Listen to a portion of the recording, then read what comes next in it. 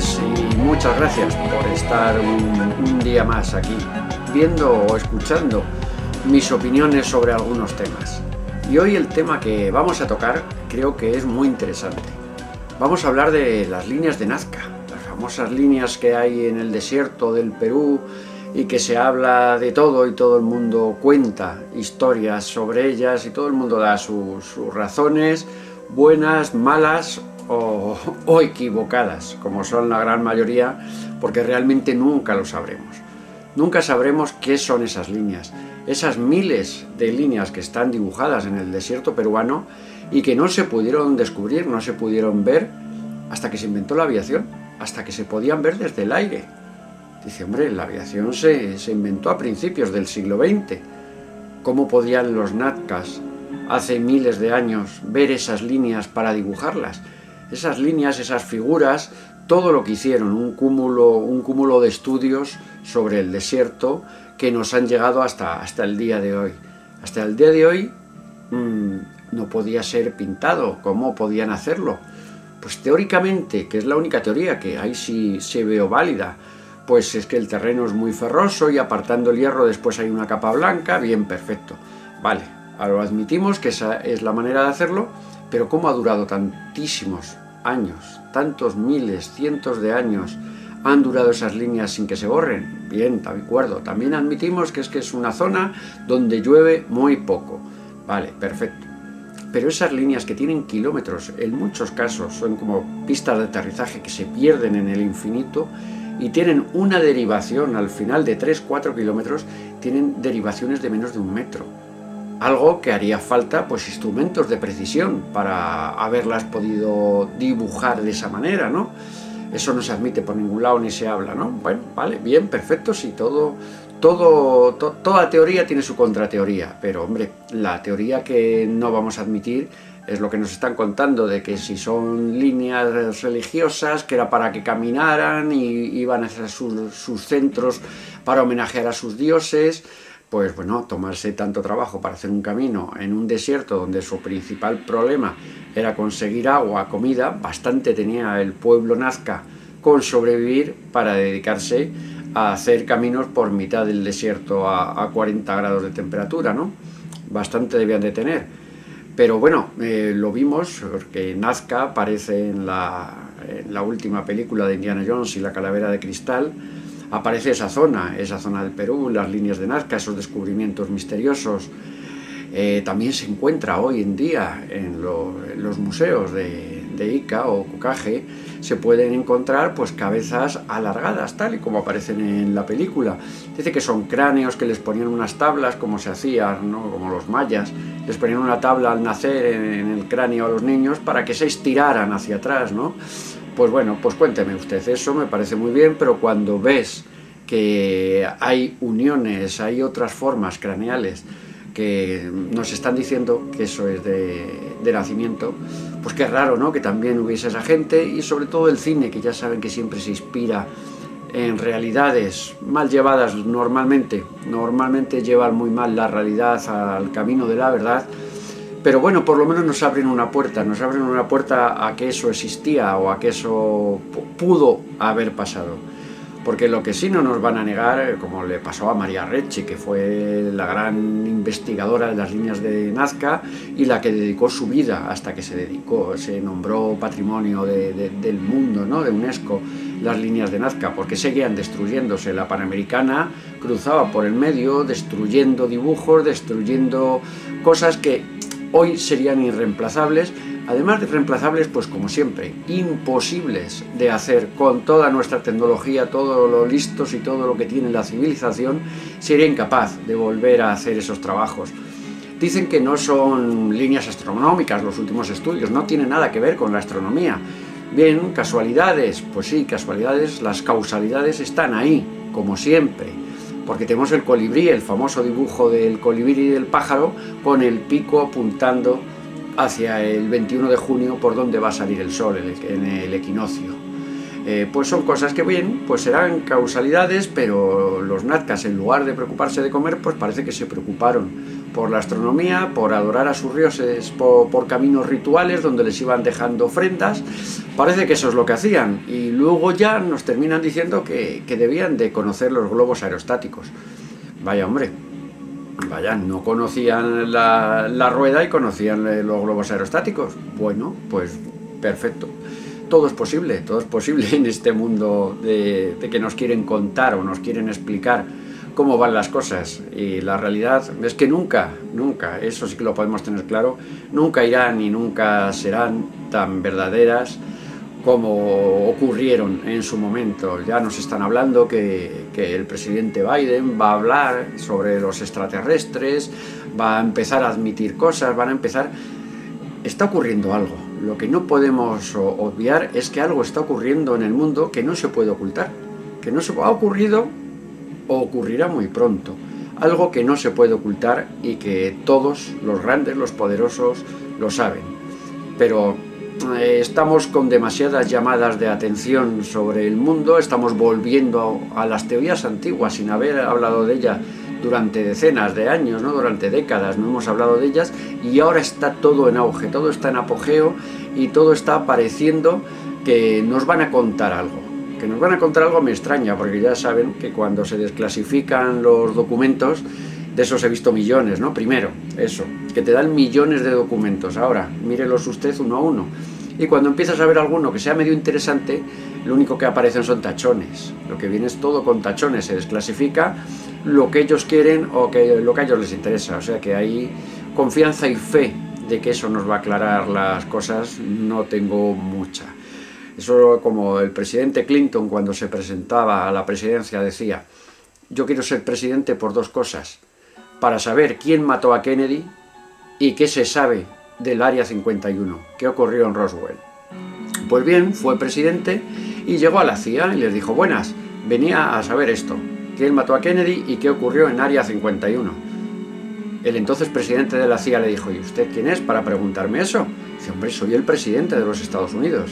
A lo que le contestaron, pues muy sencillamente: y nada más es eso, demasiado poco para saberlo. Muchas gracias y hasta la semana próxima.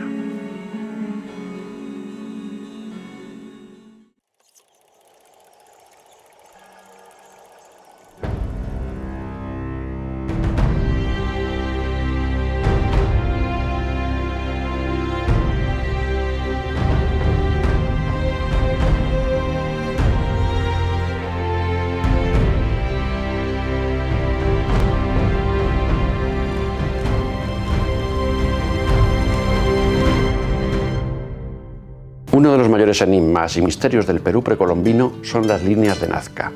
¿Quién las construyó y para qué sirven, si solo se pueden ver desde el aire?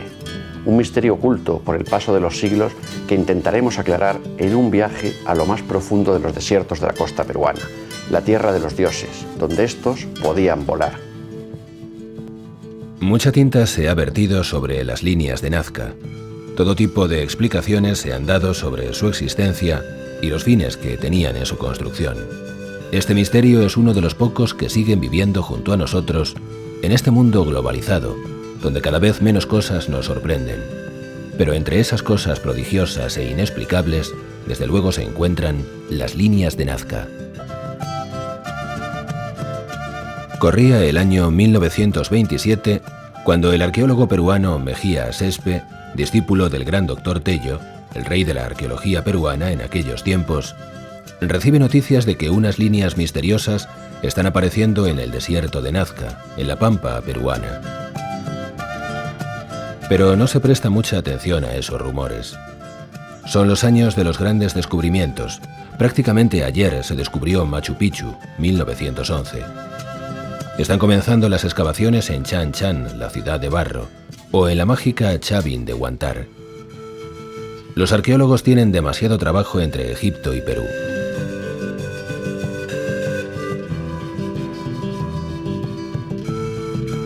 Es tiempo de expediciones y descubrimientos en un mundo que nos muestra sus tesoros ocultos durante cientos o miles de años.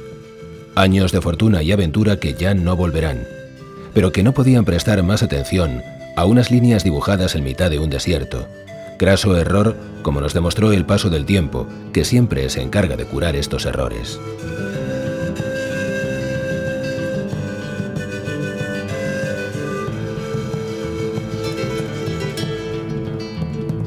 Tuvo que llegar un nuevo arqueólogo alemán, Paul Kosok, en el mismo año, atraído por los misterios que estaban saliendo a la luz en la Tierra del Cóndor. Kosok escuchó montones de historias y leyendas sobre ciudades y mundos sin descubrir, pero la que más le fascinó fue la leyenda de unas líneas que se perdían en el desierto. El científico tomó la carretera panamericana que atravesaba el desierto rumbo al misterio desconocido, que desde luego no le defraudaría. Cuando llegaron a una pequeña meseta en pleno mar de arena, Kosok trepó bajo el sofocante calor y la visión que apareció ante sus ojos le dejó sin habla.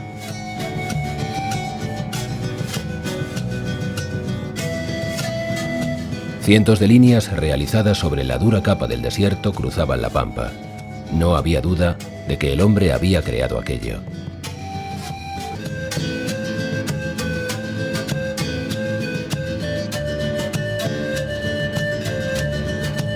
Los nazcas, como pueblo del antiguo Perú, vivieron en estas tierras sobre el año 300 a.C. y en 900 después de Cristo tuvieron una cultura muy amplia y desconocida. Vivían en el desierto, pero construían aljibes en espiral para recoger el agua y enviarlo hasta los pueblos cercanos.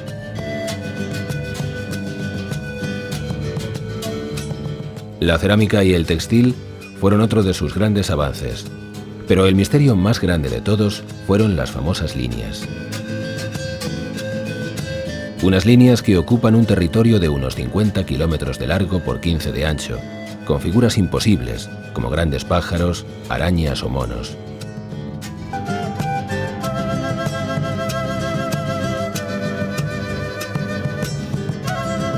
Figuras en muchos casos de más de 300 metros de largo y lo más inaudito, solo se pueden ver desde el aire. ¿Podían los nazcas volar? Esto mismo se preguntaba Kosok mientras comenzaba la investigación de aquel secreto jeroglífico. Las líneas eran perfectas y llevaban cientos de años allí. Eso quizás era lo único que podía encontrar una explicación lógica. La tierra de este desierto, debido al hierro que contiene, tiene una superficie de color marrón.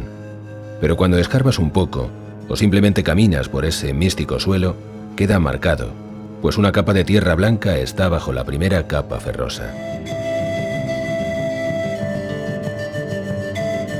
El cómo aguantó durante siglos también tenía una explicación. En la pampa peruana llueve menos de media hora cada 2 años, debido al fenómeno del Niño, que transporta agua helada junto a la costa tropical del Perú, por lo que no se evapora y las precipitaciones son mínimas. Todo esto estaba claro, pero el principal enigma estaba sin descubrir. ¿Para qué construyeron estos magníficos jeroglíficos?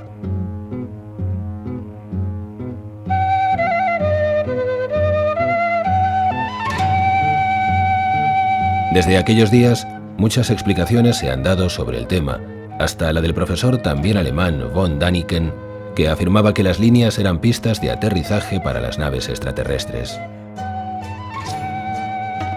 Hoy en día, y después de lo que vemos allí, ninguna teoría es descartable totalmente.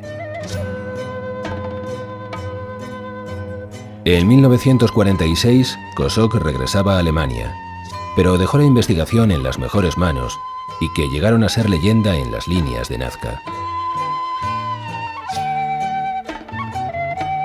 María Reige era su ayudante en las investigaciones y dedicó su vida al estudio y conservación de las líneas. Durante más de 40 años, buscó explicaciones a lo inexplicable y llegó a una conclusión.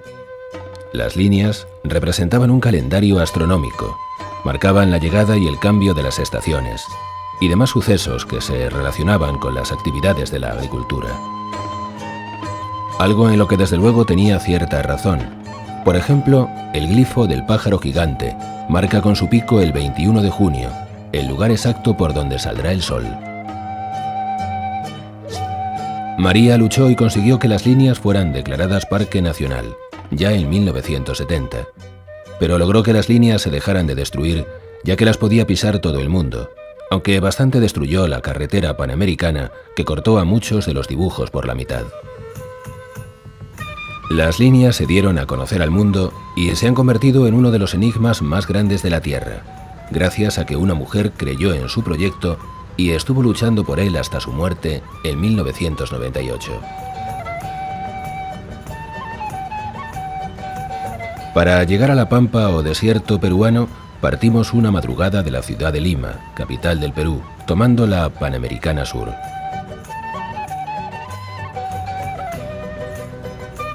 A solo unos 250 kilómetros nos esperaba el misterio de Nazca.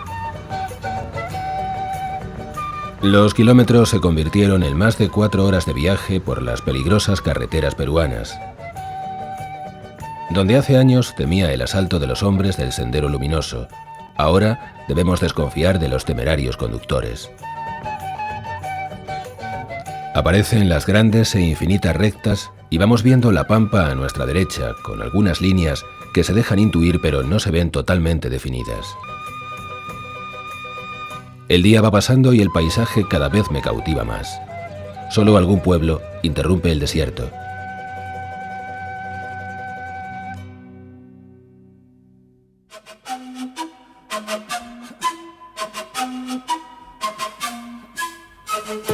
Finalmente, y quizás demasiado tarde, llegamos al aeródromo de Paracas, donde pequeñas avionetas sobrevuelan las líneas. Son las 16:30 de la tarde, y el volar a estas horas ya es peligroso, pues las corrientes de aire caliente dificultan el viaje. Pero no tenemos opción. Hoy no podemos quedarnos aquí y debemos sobrevolar si el piloto acepta. El pequeño aparato despega como un juguete en aquella inmensidad de tierra que parece no tener fin ni llevar a ninguna parte. El piloto nos indica dónde están las figuras, inclinando el aparato y marcando con la punta del ala su situación. La figura del astronauta, una silueta de un hombre con una escafandra en su cabeza en la ladera de un montículo. Muchas veces es más importante dejar volar la imaginación. Imaginación que vuela sola cuando vemos cientos de líneas que se pierden en el infinito. Ciertamente parecen pistas de aterrizaje, caminos religiosos que seguían los antiguos aborígenes para realizar sus peregrinaciones y rituales mágicos. Pero ¿qué más da la explicación que busquemos? Alguna debe de existir, y aún no la hemos encontrado. Y esperemos que continúe así durante mucho tiempo, pues el futuro es mejor si no lo razonamos y nos deja siempre un espacio libre para la ilusión. ¿Cómo pueden verse con tanta claridad unas líneas simplemente arañadas sobre la Tierra hace casi 1000 años? Si los nazcas no podían volar, ¿cómo consiguieron esa perfección?